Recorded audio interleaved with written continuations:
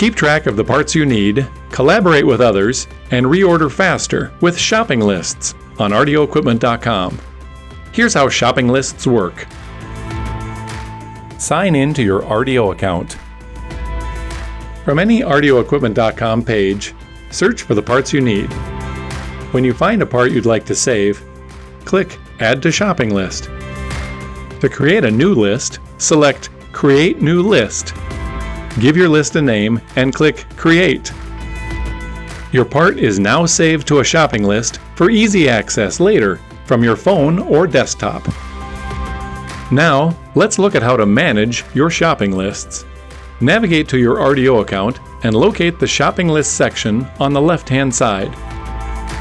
Here, you can view your saved lists, create notes within your list, notice how you can update quantities, and remove items.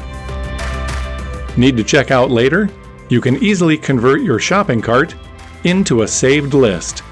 Notice how you can add single items to a shopping list or add your cart to a shopping list. Shopping lists are a great way to stay organized and save time. Simplify recurring purchases. Share a list externally to create a pre-filled shopping cart for the recipient. Either email it to them or copy the link so you can text it to them.